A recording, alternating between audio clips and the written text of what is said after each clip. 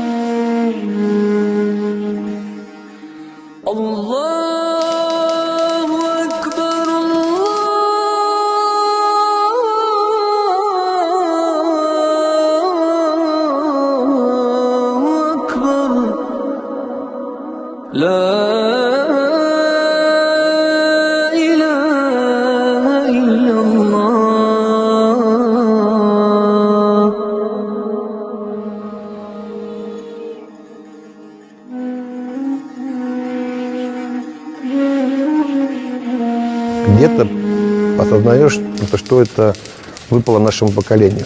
Нас называли поколением воевавшие дети не воевавших отцов. Вот просто тут оно выпало. Но воспитаны это были в духе советского человека. Мы идем туда, мы должны выжить, мы должны помочь. И, по большому счету, и не задумывались, для какой цели, зачем. Мы идем, если Родина сказала, значит, это надо. Мы даже в армию ходили, нас собрали в клубе, нам выдали комсомольские путевки, чтобы мы пошли в Афганистан. Это было почетно для нас. У нас цель была одна. Все защитить Родину. Родина отправила нас. Я обязан. Там не должно быть, чтобы назад такого слова нет. Все. Я должен там погибнуть, но я должен это сделать. Никаких мыслей не было. Просто приказ, и все, пошли служить. Мы самых лучших отправляли туда. И я помню вот этих даже парашютистов наших, первую группу, которых я готовил, это Воронин Сергей, Гурьянов Александр, Шеленков Николай, кстати, вот, который погиб, Балдаков Сергей. Вот их первых я отправлял на подготовку парашютистов, возил в Сыктывкар. Потом я их первые же, их команду отвез в Княжпогост. Я с ними там как бы ночь ночевал и потом передал уже представителям. Когда пришло это время вот идти в военкомат, тогда, наверное, 100% шли люди, и все хотели отслужить, прийти домой, чтобы девчонка ждала, там, жениться, как раз там все уже было расписано. Вот. Мы даже, наверное, на грамм не сомневались, что мы делаем правильно.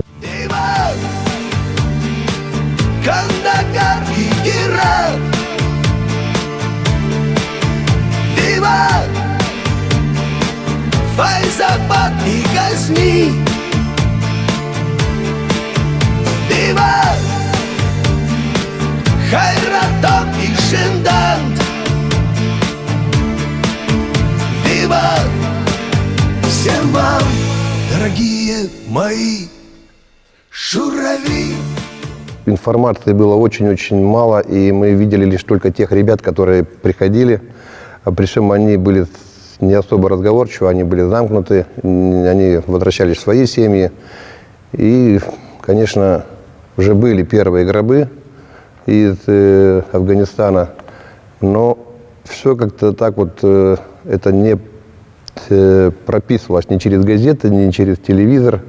Соответственно, мы информации практически никакой не получали. И даже если бы нам сказали, что мы будем служить в Афганистане, мы, наверное, с той войной, которая там происходила, мы с ней не сталкивались. Но там еще не понимаешь этого ничего. Там пока не коснешься, когда вот начнется вот бомбежки, вот эти вот стрельба, тогда начинаешь что-то задумываться. А когда еще этого ничего не видишь, еще как-то... Ну, больше всего было интерес, как там, да, что интерес. Там, ну, вот, все, приехали, называется. Ну, конечно, да, шок такой был, такой, куда, чего тут, первые пули летают там, это, где-то в горах, ну, трассера. Ну, все это так, это необычно было, шокирующе. Крепость привезли в Кабуле. И сержант нас над нами поставили, мы 3 дня в Кабуле были, потом уже на юг отправили. Над нами поставили. Ему завтра домой, а мне еще 1,5 года служить. Но я тут закрылился, подошел как по-человечески. Служить здесь можно? Он мне по-человечески ответил. Служить, работать, сидеть, что хочешь, можно везде.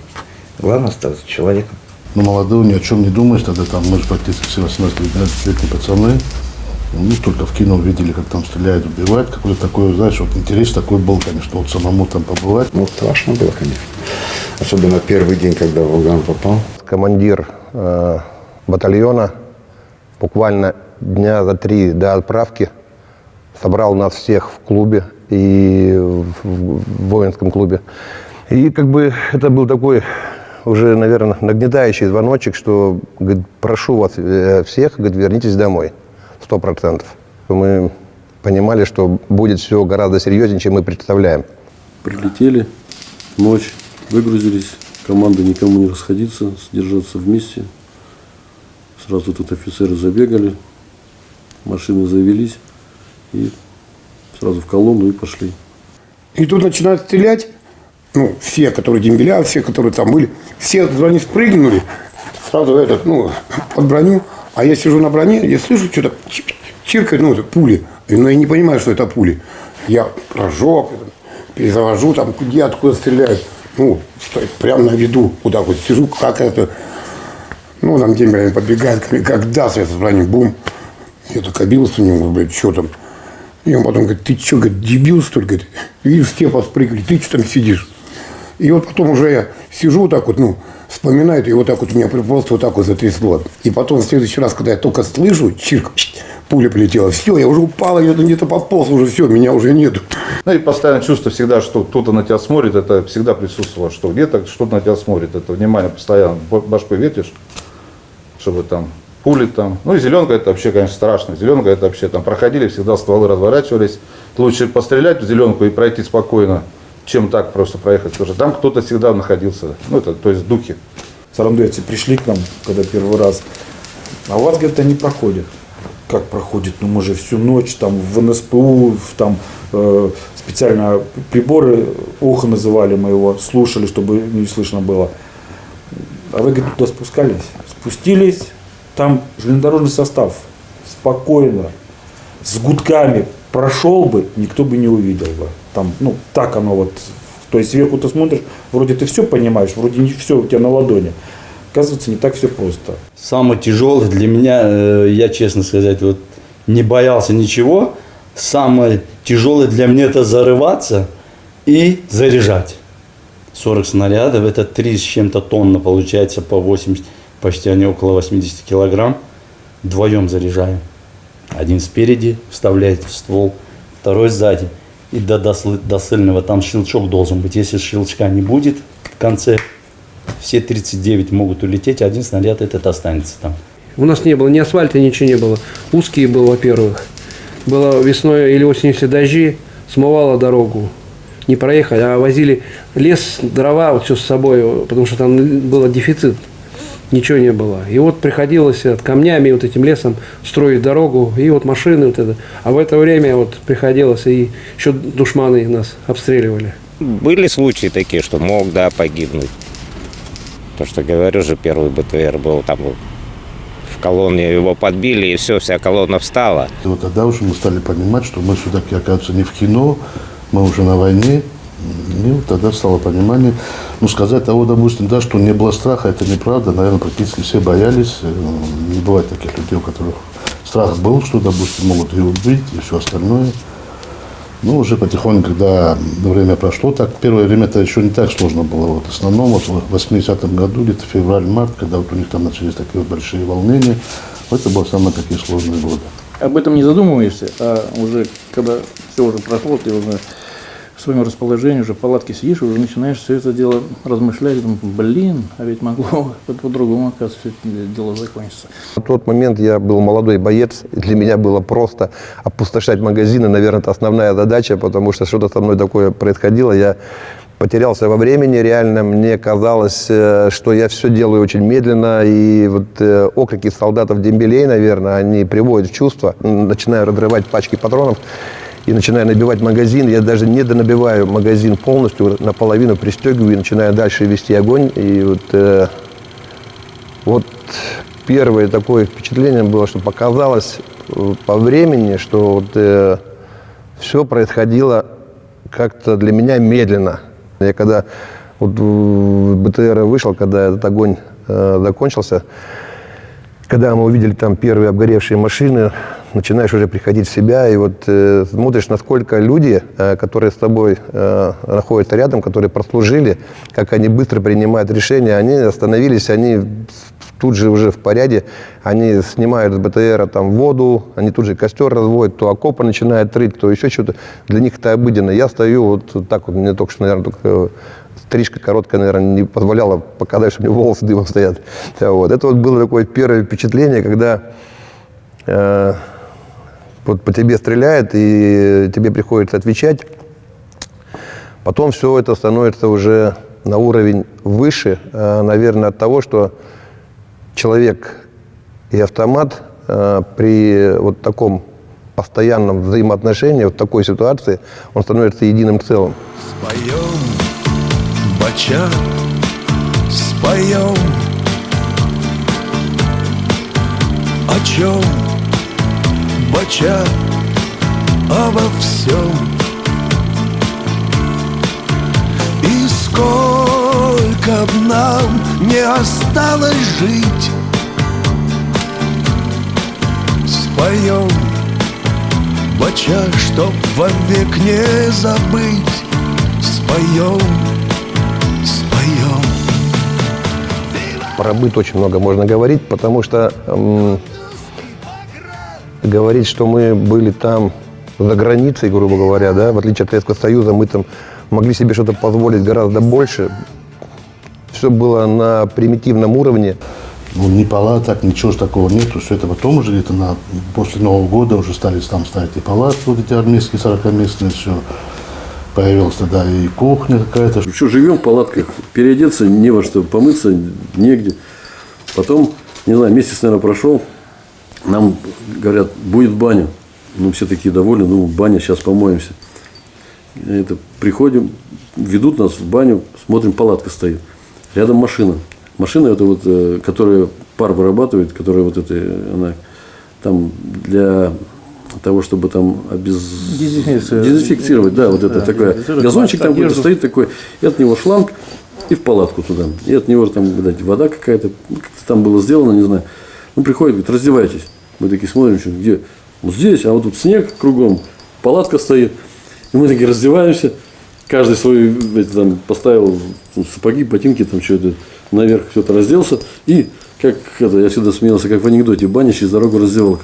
Разделись и бегом раз туда, забегаешь, там вода, не вода, что-то маленько помылись, тепленькой водичкой, и то хорошо, где-то там этот пар, выбежал опять на улицу, на снег, опять одеваться.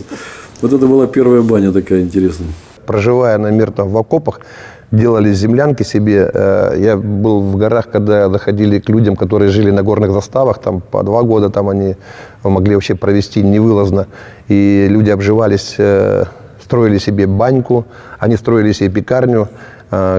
Они не могли с гор спуститься, потому что они должны были там находиться на выносных постах, на горных заставах. Особенно вот этот Саланг, это же горы, там считают 3000 вроде, да, над уровнем, я не помню, 3000. Ну, самый высокогорный перевод. Да, это считают, ты едешь летом, поднимаешься в горы, там зима, там снег лежит, вот приходилось сразу переодеваться, тепло одевать. Шапка-мургапка была, мы первый раз с учебкой, мы думаем, что за непонятно.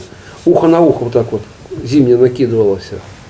А она, оказывается, вот так вот застегивалась. Морозы, потому что днем до 30 жара, а ночью до 40 с лишним морозами. Вот такой перепад. Особенно в засадах попробуй, вот в палатках или в спальниках посиди вот это вот, в засадах, на камнях все это. В спальниках месяц жили там. Да. Постоянно хотелось спать и пить. Пить хотелось всегда. И днем, и ночью, и зимой, и летом, и всегда. Ну, просто солнце стоит в зените, вот так вот. С водой там, вода была, но она была с хлоркой, и ее практически невозможно было пить. А даже если ты выпил, она сразу потом выходит, и все равно пить охота. Вот берешь камешек какой-нибудь, вот закидываешь, и во рту гоняешь, чтобы какая-то слюна выделялась.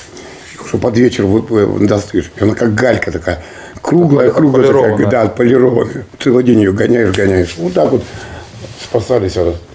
Мы не смотрели на быт как на что-то неудобное для нас. Мы, наверное, воспринимали это как естественно. Мы пытались выходить из ситуации, когда ребята, например, смешивая сливочное масло с кислотой, с лимонной в окопе, под дождем, присев, прижавшись друг к другу человека 3, маленькую баночку все это закапываешь.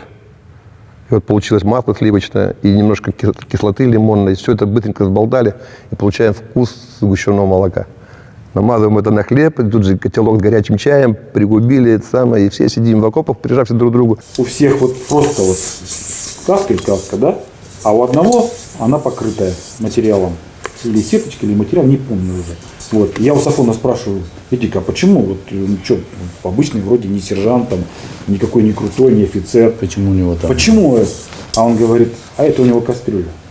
Какая кастрюля? А у него, говорит, они, вот она без этого, они, говорит, это вот все снимают, а там, говорит, если бы он снял, ты бы увидел, она обгоревшая. Они, говорит, ее ставят, чтобы с собой не тащить, каску ты обязан носить. А кастрюлю, ну это же все равно лишний вес. Торт готовили, туда печенье, сгущенку и вот, а пожалуйста, толкушка. Набили, помешали, вот и торт, или же спать. Положили на нее бронежилет, он как подушка.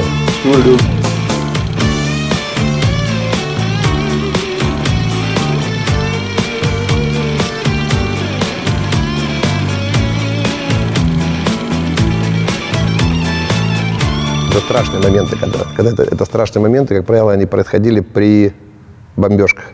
Тогда просто надо сохранить себя, ты здесь ни на что повлиять не можешь. Когда уже обстрел был, ты не понимаешь, что это обстрел, что стреляют по тебе, пули летят.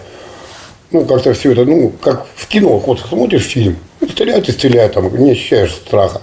И уже потом, спустя какое-то время, уже когда пришел, это все начинаешь прокручивать, и вот тогда начинает трясти.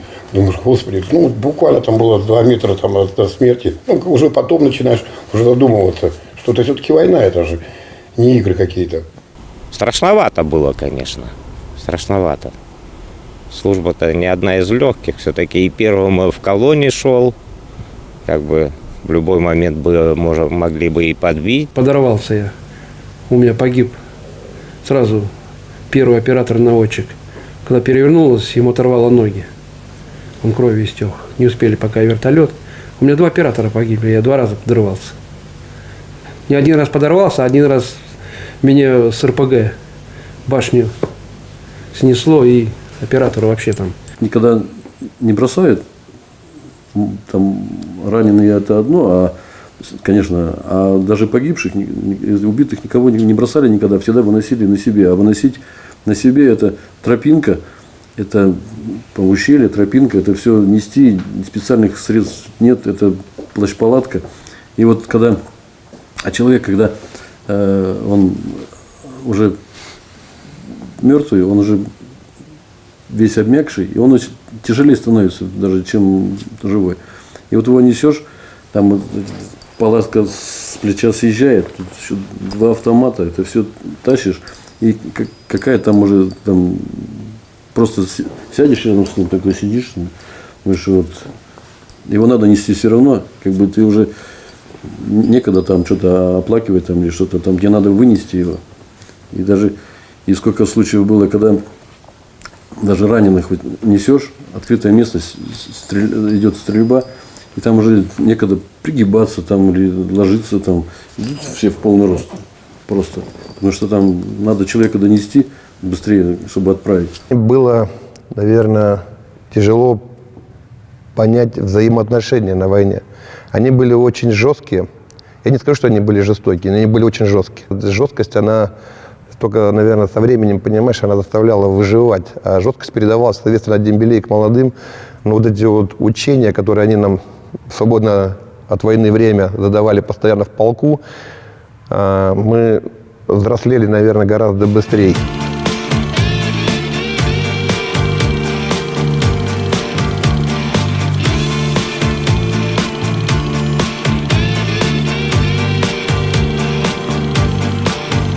Заходили дембеля, и они шли навстречу нам.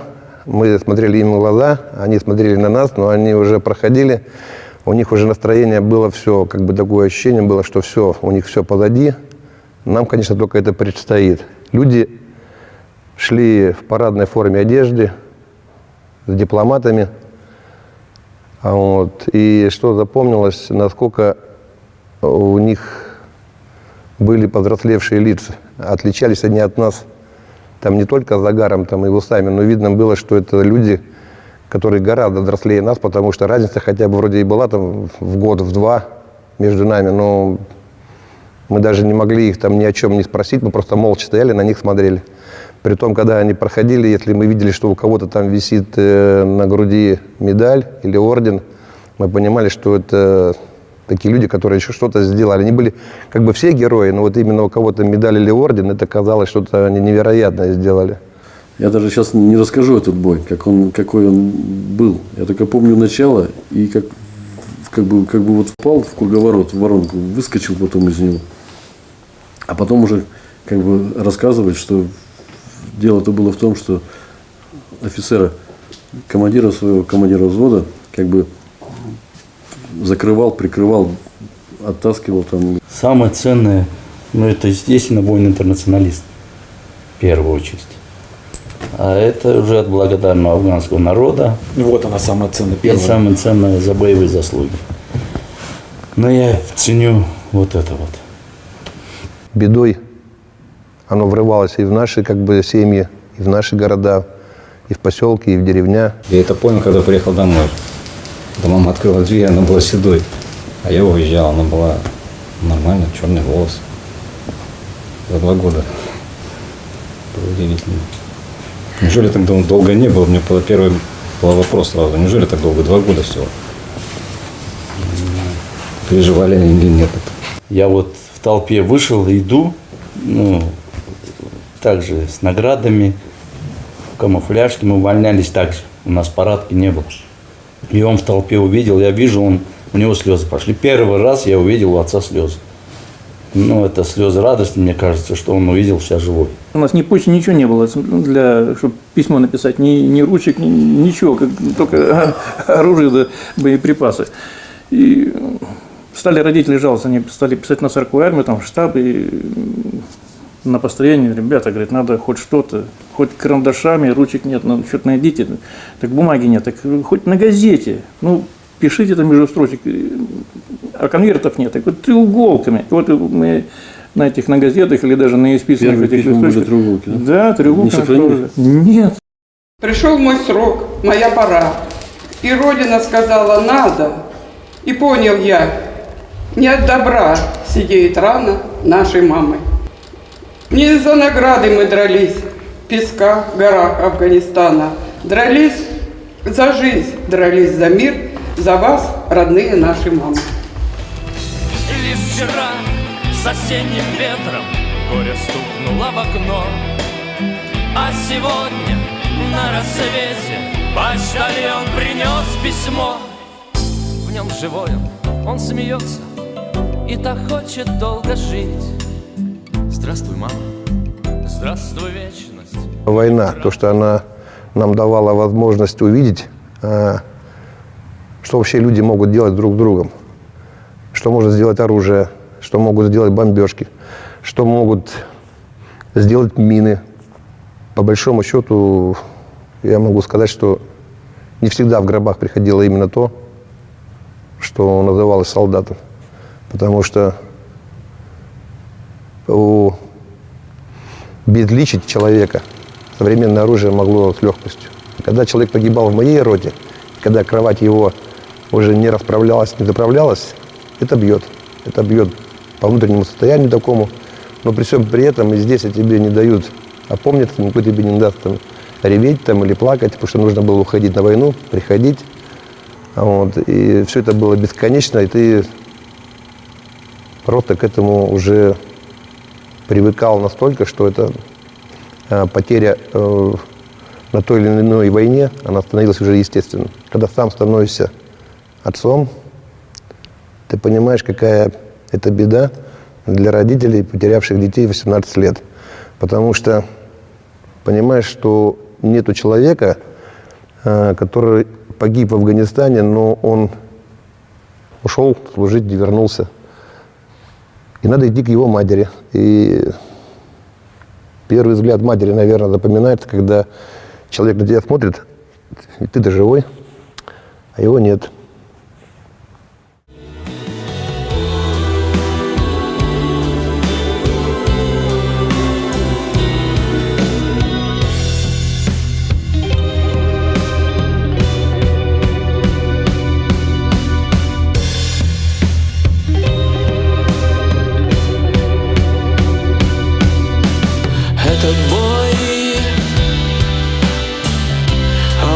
позади уже кровавый бой.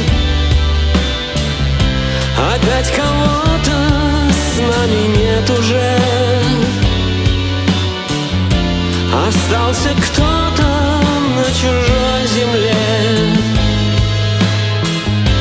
Остался кто-то на чужой земле.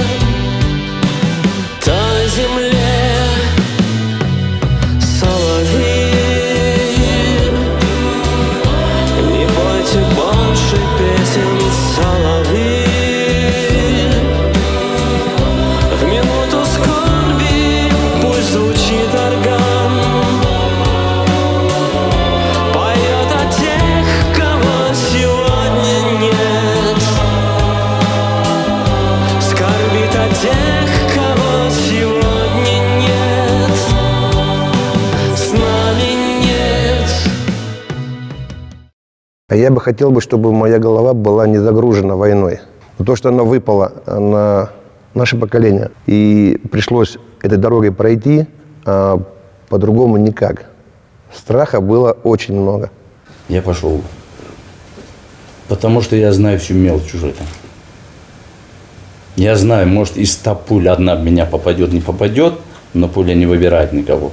Но я уже знаю, что там делать конкретно. Я бы мог сейчас, допустим, на сегодняшний день один справиться за 10. Это я точно говорю. За 10 я бы один справился. За наших ребят я бы один справился. Это гордость, что мы там были. Я вот лично никогда это самое, не буду говорить, что вот зря там был. Я там правильно был, я там воевал. Я знаю, меня там научили человека любить, человека спасать, дружить с ним как. Вот это все было там. Все, что произошло, я никогда не жалел. Нет, конечно, второй раз я бы такого не хотел бы пройти, но я не жалею сейчас. Никогда бы не отказался, все равно бы, если бы нужно было, пришел бы еще заново. Если бы и даже и знать бы, что вот хотелось бы, конечно, вернуться обратно, да, в то время. Даже хотелось бы, чтобы знать то, что произойдет. Вот как будто это все, ну как, предвидеть, да? И пытаться предотвратить того, что там... Можно было исправить что-то там, да. попасть. Вот если бы мы тогда в 1979 году не вошли в Афганистан, и не было бы этой войны десятилетней, вот тот терроризм, вот тот ваххабизм, который у нас в Дагестане, он появился потом, вот тот та религия, которая была в Афганистане, которую талибы несли, он ведь у нас потом в Дагестане появился в этих 90-х годах, вот этот ваххабизм, это все. Оно бы раньше пришло бы к нам. Это вот сейчас, я задним умом уже понимаю, что мы тогда немножко это все как бы передвинули. Если бы вернули те года и сказали, Магомед, вот у тебя есть возможность не ехать туда, в Афганистан, останешься здесь, где-то такое, я бы повторил бы то же самое. То есть я поехал бы обратно точно так же. Одно скажу, что мы стали по-другому смотреть на жизнь. Мы, наверное, имеем больше, чем простые люди, ценность жизни. Мы знаем, как она легко может уйти в 18-летнем возрасте. И если Господь Бог дал такую возможность тебе выжить, то об этом нужно, наверное, задуматься. Встанем мы сегодня с рассветом. Кажется, что вовсе не спали. Камуфляж наденем с беретом и на грудь повесим медали. Не испортят праздника вести, годы суетой закружили. Но сегодня снова все вместе, те, кто родине своей послужили. Вспомним тех, кто не вернулся из боя, кто ушел уже в мирной жизни. Есть и те, кто, не покинувший строя, служит преданно любимой отчизне. Не важны здесь ни чины и ни звания, о контузиях забыв и о ранах, словно встретились, вернувшись с задания, службы ратной мужики, ветераны. Ветераны вы мои, мужики, нам грустить да горевать не с руки. За зимой приходит лето, песня наша недопета, не затоплены стальные штыки. Ветераны вы мои, мужики, нам грустить да горевать не с руки.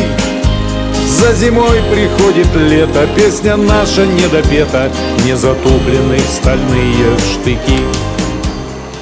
Это объединяет. Эти вот вещи, как бы, они, наверное, один из факторов, наверное, за счет которого мы в обществе находимся.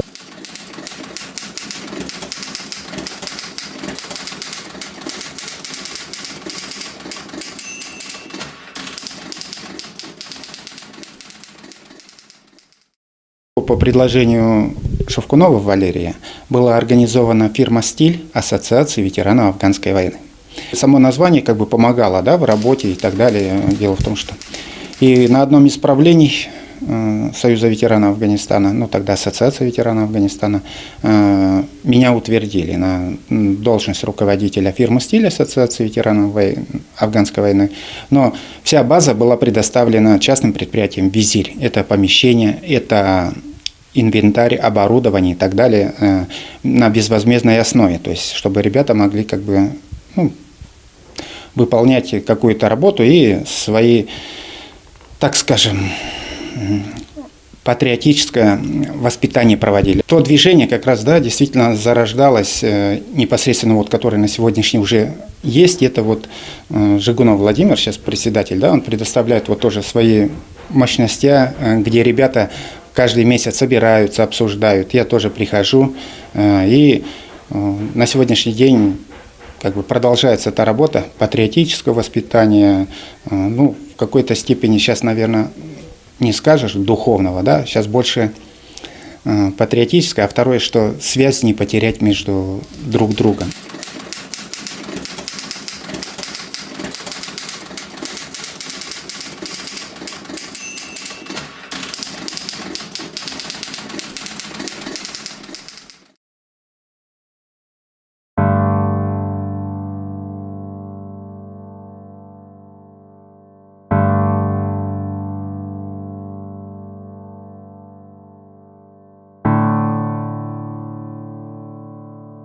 Тот человек, который прошел Афган, он или становится действительно настоящим человеком, который видел, все это знает, или он становится никем. Человек, который забыл прошлое, у него нет будущего. Мы это все прошли. Вот, я хотел бы пожелать, чтобы вот это все не забылось, и ценить ту дружбу, которая сегодня там в те времена возникла. Она действительно бесценна, поверьте одному. Или это друг, который у тебя здесь на гражданке, или это тот человек, который рядом с тобой в окопе был и воевал, и прикрывал, и все. Это абсолютно разные вещи. Мне хотелось бы пожелать, чтобы было здоровье, крепкого здоровья, семейного благополучия, успехов. И такие даты, юбилейные даты, они и дальше будут. Ну и хотелось бы пожелать, чтобы вот таких юбилейных дат мы побольше живыми, здоровыми встречали вместе.